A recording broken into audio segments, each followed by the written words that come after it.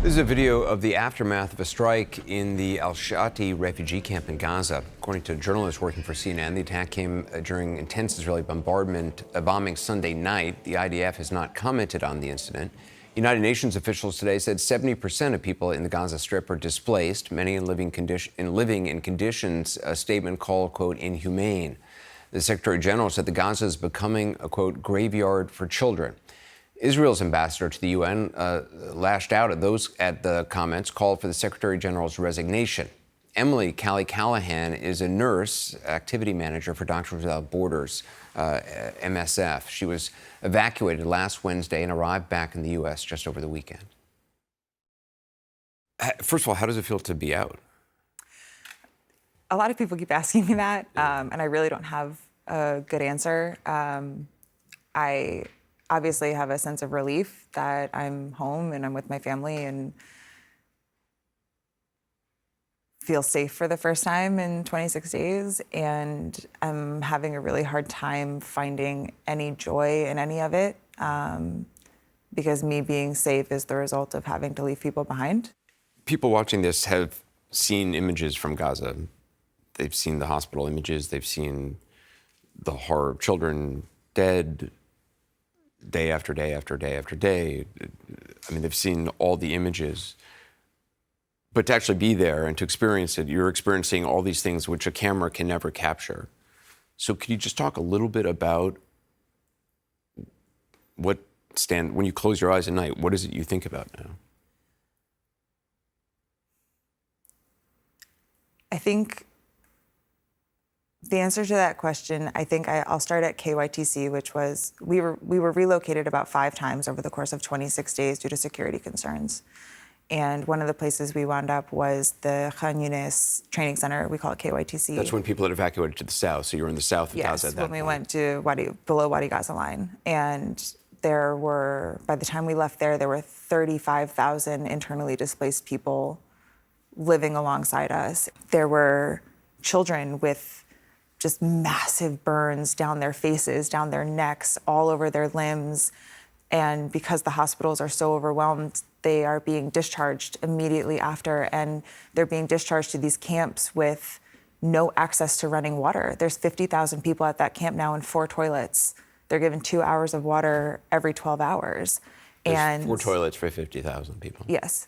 And that's where we were living too. And they have these fresh, open burns and wounds and partial amputations that are just walking around these conditions. And parents are bringing their children to us going, please, can you help? Please, can you help?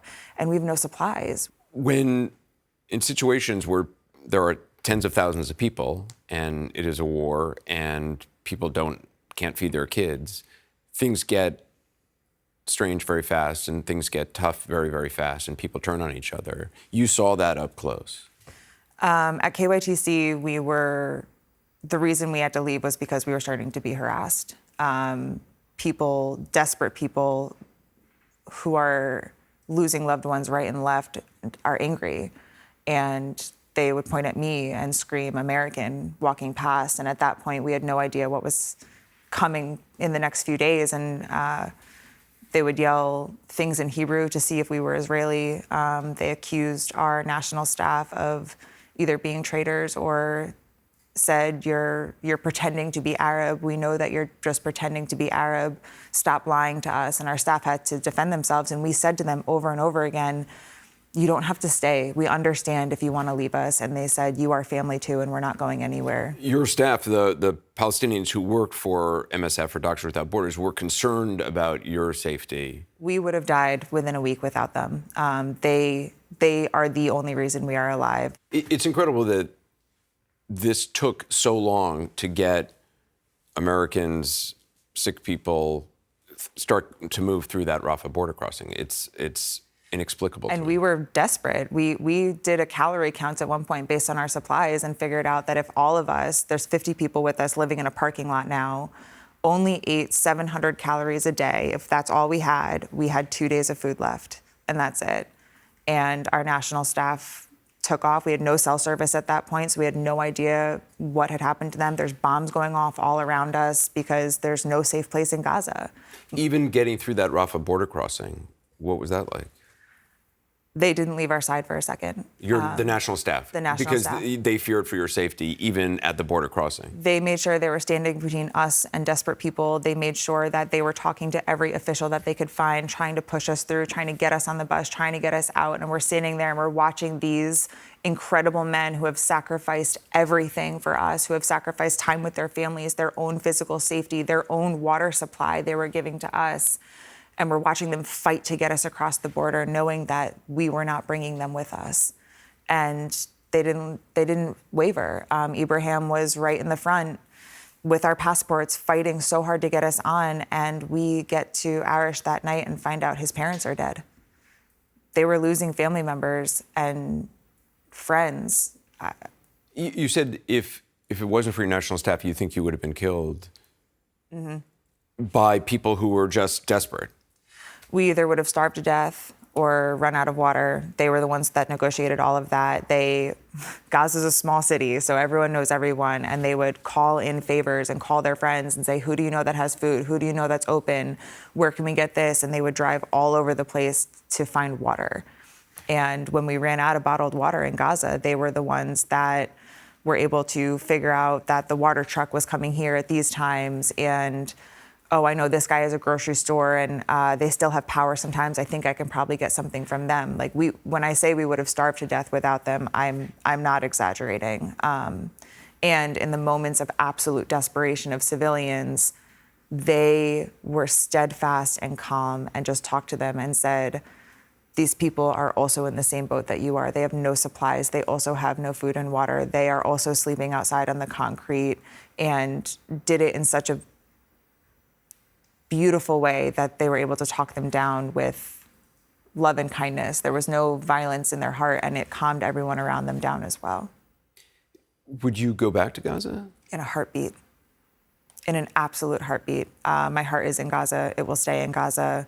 The Palestinian people that I worked with, both our national staff in the office as well as my staff at Indonesia Hospital, were some of the most incredible people I've ever met in my life. When everything went off and we got the notice to move south of Wadi Gaza, I was texting my nurses at Indonesia Hospital, and I said, we lost a nurse weekend one. He was killed when the ambulance outside the hospital was blown up. And I was texting them when we got the evacuation orders, and I said, did any of you move south? Did any of you get out? Like, are any of you coming down this way? And the only answer I got was, this is our community, this is our family, these are our friends. If they're gonna kill us, we're gonna die saving as many people as we can.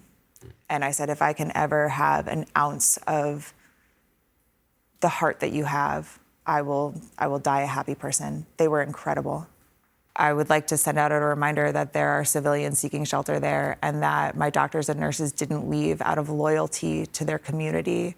And I know that there is an idea being pushed right now that anyone that stayed behind is going to be considered some kind of a threat. And I want to remind people that the people that stayed behind are heroes. The people that stayed behind are they know they're gonna die, and they're choosing to stay behind anyway. You're talking about doctors, nurses in the hospital. I wake up every morning and I send out a text message and I ask, are you alive? And every night before I go to sleep, I send another message and says, are you alive? Well, Kelly, thank you so much for your time. Thank you.